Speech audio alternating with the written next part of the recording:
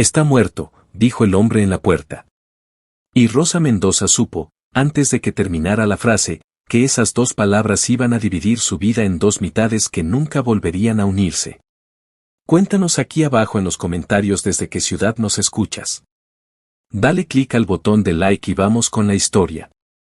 El hombre que trajo la noticia era el capataz de la mina Redención, un tipo de cuello ancho y mirada esquiva llamado Doyle, que sostenía el sombrero entre las manos con una torpeza que no era respeto, sino puro miedo disfrazado. Dijo que había sido un derrumbe. Dijo que los túneles se vinieron abajo en la madrugada, cuando los hombres todavía dormían en sus catres de lona.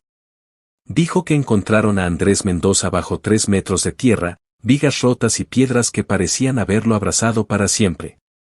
No hubo sufrimiento, señora. Fue rápido, repitió con esa voz plana de quien ya había contado lo mismo a 3 viudas esa mañana. Rosa escuchó cada palabra parada en el umbral de su casa de adobe, con el delantal mojado todavía en las manos y el olor a café de olla hirviendo en la cocina detrás de ella. No lloró. No en ese momento. El llanto llegaría después, en oleadas que la agarrarían sin aviso, lavando los platos, tendiendo la cama, mirando las botas viejas de Andrés junto a la puerta como si esperaran que él regresara silbando su corrido favorito. Pero ahora solo sentía una quietud extraña, como si el desierto entero de la frontera entre Nuevo México y Chihuahua hubiera detenido su aliento y estuviera esperando que ella diera el siguiente paso. ¿Y la compensación?, preguntó Rosa, sin alzar la voz. Doyle parpadeó. No esperaba esa pregunta tan directa. La empresa lamenta profundamente, empezó con el tono de quien recita algo aprendido de memoria en la oficina del patrón. La compensación, repitió Rosa, firme como el acero de Sonora que llevaba en la sangre. Mi esposo murió en esa mina. Hay un contrato que firmamos hace 3 años. $, por accidente en las instalaciones de la compañía. Eso dice el papel. Doyle se acomodó el sombrero, lo quitó, lo volvió a meter entre las manos callosas. Señora Mendoza, el señor Hargrove ha revisado las circunstancias. Considera que el derrumbe fue una falla geológica natural, no negligencia de la compañía. Y el contrato no dice negligencia, cortó Rosa. Dice accidente en las instalaciones. El derrumbe ocurrió en las instalaciones. Hubo un silencio largo. Un gallo cantó en el corral de atrás. El sol de la mañana ya caía con ganas, ese calor seco y sin piedad que en la frontera quema la piel y el alma por igual. Señora Mendoza, dijo Doyle al fin, y ya no había ni el barniz de la condolencia en su voz. El señor Hargrove dice que si usted no acepta los términos voluntariamente, la compañía se verá obligada a recordarle que esta casa está en terrenos de la mina y que el contrato de arrendamiento vence el 1 del mes.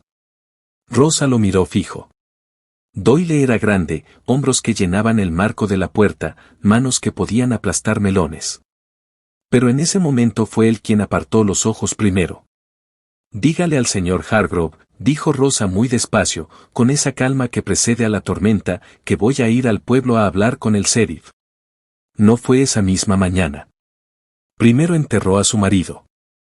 El entierro de Andrés Mendoza fue una ceremonia pequeña y triste, como suelen ser los entierros de los hombres pobres que no tienen dinero ni enemigos poderosos que necesiten demostrar algo. El padre Aguilar dijo misa en latín y después en español, con la voz quebrada por el polvo del camino. Los pocos mineros que se atrevieron a aparecer se quitaron los sombreros y los apretaron contra el pecho, con esa formalidad del norte que los hombres adoptan cuando no saben qué hacer con las manos. No fueron muchos. La compañía había corrido la voz, presentarse en el entierro podía interpretarse como agitacioncita laboral. En Santa Lucía del Monte, donde la mina Redención era el único patrón que pagaba, eso bastaba para que la mayoría se quedara en casa fingiendo que no sabían nada. Las mujeres fueron menos cobardes. La señora Peralta trajo tamales de puerco envueltos en hojas de maíz que olían a hogar. La señora Ochoa llevó tortillas recién hechas y un jarrito de atole. Juana Espinosa, vecina de 8 años cuya cocina colindaba con la de Rosa a través de una cerca de adobe, la sostuvo del brazo todo el rito sin decir ni una palabra. Porque a veces lo único útil que puede hacer una comadre cuando el mundo de otra se derrumba es quedarse callada y apretar fuerte. Al día siguiente, Rosa fue al pueblo.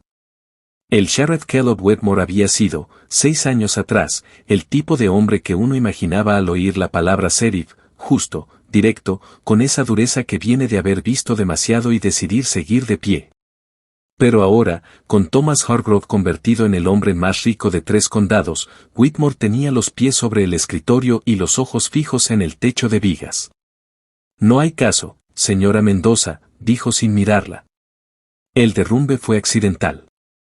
El inspector ya lo certificó. ¿Qué inspector?, preguntó Rosa.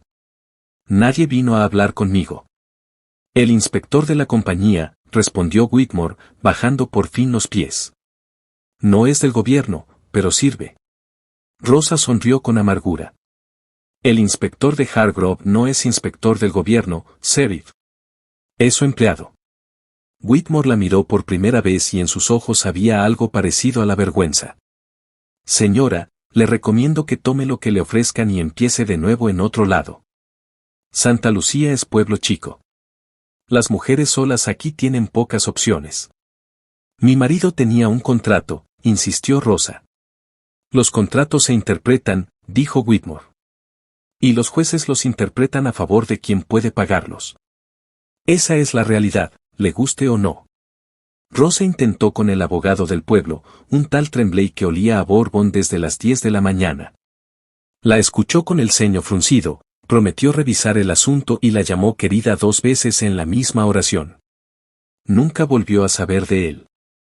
Las mujeres decentes de la iglesia, las que organizaban colectas y reuniones de costura, se alejaron con esa habilidad que tiene la gente fina para desaparecer exactamente cuando más se les necesita. No era crueldad. Era miedo. Y el miedo, a veces, duele más que la maldad porque no necesita intención. Entonces llegó la notificación. Un papel oficial con membrete de la compañía minera Redención, firmado por el propio Hargrove. Decía que el contrato de arrendamiento de la vivienda en el predio minero número 7 había vencido y que la señora Mendoza debía desocupar en 48 horas. En una postdata escrita a mano, en tinta diferente, agregaba que la compañía lamentaba los inconvenientes y le deseaba éxito en sus futuros proyectos. Rosa leyó el papel 3 veces. Lo dobló, lo guardó en el bolsillo del delantal y salió al patio. Se quedó parada bajo el sol mirando nada en particular durante un rato que no supo medir. Luego entró, sacó la maleta de debajo de la cama y empezó a empacar lo que cabía. No todo cabía. Dejó la olla de cobre de su madre, las macetas de albahaca, la mecedora donde Andrés leía los domingos. Metió ropa, las fotos, el contrato original que había guardado en un ladrillo suelto, los pocos ahorros que no llegaban ni a $50 y la Biblia. Cuando salió, el sol bajaba hacia los cerros del poniente, tiñendo el cielo de ese naranja encendido que en la frontera siempre parece demasiado dramático para ser real. Nadie la vio irse, o si alguien la vio, no dijo nada. Iba a pie porque la mula se la habían quitado la semana anterior con la excusa de una deuda inventada. Caminó por el camino de tierra hacia el norte, sin destino exacto, con la maleta pesando cada vez más. No tenía a dónde ir. Esa era la verdad cruda. No tenía familia en el territorio, ni amigos con recursos, ni dinero para posada o tren. Solo tenía el contrato, los pies firmes y la convicción de que algo en todo esto olía a podredumbre y merecía más que resignación. Caminó hasta que el sol se escondió y el frío de la noche serrana empezó a morder. Tomó el camino secundario que subía hacia la sierra, ese que nadie usaba desde que cerraron el viejo puesto de comercio. Las estrellas salieron en cantidad, sin compasión. Fue entonces cuando lo vio, en la ladera del cerro, a unos 500 metros, la silueta de una cabaña inclinada, con ventanas sin vidrio y techo agujereado. Abandonada, pero en pie. Rosa se detuvo, miró la cabaña, miró el camino que no llevaba a ninguna parte y empezó a subir la ladera. La subida fue dura, piedras sueltas, raíces de pino como dedos crispados, nieve vieja en las sombras. Llegó jadeando. La cabaña era más ruinosa de cerca, pero tenía un pozo interior, un fogón de piedra y, contra la pared, un Winchester modelo 73 oxidado pero funcional. Debajo, 16 cartuchos. En un baúl oculto detrás de una pared falsa encontró mantas, ropa antigua y una Biblia familiar. La abrió bajo la luz de la luna. Páginas escritas con letra apretada, Jacob Ranhold y Martha Bogle, casados en Kansas en 1862, llegados a Nuevo México en 1871. Y luego, en tinta más oscura, la tierra que Jacob encontró en la ladera era buena. Hargrove la quería. Jacob se negó a vender. Que Dios nos proteja. Rosa cerró la Biblia y la apretó contra el pecho. Andrés también se había negado a ceder sus derechos mineros. La cuarta vez que Hargrove insistió, el túnel colapsó. Esa misma noche oyó cascos en el camino. 3 hombres subían con linternas. Doyle iba al frente. El patrón dijo que si alguien se instala en la cabaña, hay que sacarlos. Rosa apagó el fuego, tomó el rifle y se pegó a la pared junto a la puerta. El primero que entre recibe un cartucho de Winchester en el pecho, dijo desde la oscuridad. El silencio fue total. Doyle retrocedió. Rosa disparó un tiro de advertencia que retumbó como trueno en la sierra. Los hombres huyeron a galope. Los primeros días fueron de supervivencia pura. Rosa reparó el techo con tejas que encontró apiladas afuera, colgó la puerta con un pestillo de madera, cazó conejos y recolectó quelites y verdolagas como su madre le había enseñado en Sonora. Por las noches leía la Biblia de Marta y rezaba a la Virgen de Guadalupe, Madrecita, dame fuerza como a las mujeres del norte. En el tercer día levantó las tablas sueltas del piso de la cocina y encontró lo que buscaba, documentos amarillentos, mapas con marcas de veta de plata, cartas donde Jacob Ranhold denunciaba amenazas de Hargrove. Había más, un acta de defunción falsificada de Jacob y pruebas de que el derrumbe de Andrés no había sido accidente. Hargrove había usado dinamita mal colocada para convencer a los dueños originales. Rosa no lloró. Sonrió con esa sonrisa fría de las viudas del norte. Empacó todo, bajó al pueblo de noche y dejó los papeles en la puerta del padre Aguilar con una nota, para que la verdad no se quede enterrada como mi Andrés. La noticia corrió como pólvora. Otros mineros, viudas y peones que habían perdido todo se unieron.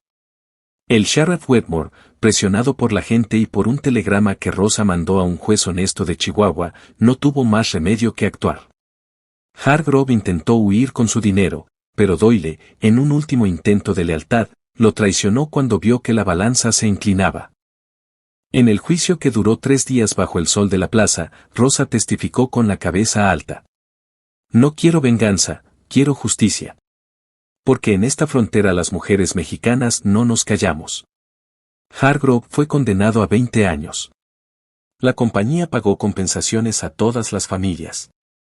La casa de Rosa y la cabaña de la ladera fueron devueltas como propiedad legítima. Meses después, Rosa Mendoza estaba de pie en el porche de su nueva casa, que ya no era de adobe sino de madera sólida con un jardín de albahaca y rosas. Juana Espinosa le llevaba tamales cada domingo. Los niños del pueblo la llamaban la viuda del Winchester. Y aunque a veces el viento traía el recuerdo de Andrés, Rosa ya no sentía la quietud del dolor. Sentía la fuerza de haber reconstruido su vida con sus propias manos y su propio rifle. Se casó de nuevo, no por necesidad, sino por amor, con un hombre bueno que respetaba su historia y su tierra. Tuvieron una hija a la que llamaron Marta, como la dueña original de la Biblia. Y cada noche, antes de dormir, Rosa sacaba el Winchester limpio y brillante, lo miraba y susurraba, por las que ya no están y por las que vienen. En Santa Lucía del Monte, la gente contaba la historia de Rosa Mendoza alrededor de las fogatas, la viuda que enfrentó a un imperio con un rifle viejo y la fe de una mexicana del norte. Porque en la frontera, donde el sol quema y la tierra es dura, las mujeres como Rosa no se rompen.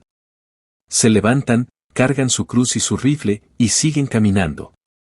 Y así, con la cabeza en alto y el corazón lleno de justicia, Rosa Mendoza vivió el resto de sus días sabiendo que, aunque la vida la partió en dos, ella misma había cosido las mitades con hilo de acero y oración. La mina Redención cambió de dueño y de nombre. Se llamó Mina de la Esperanza, y nadie volvió a morir por codicia.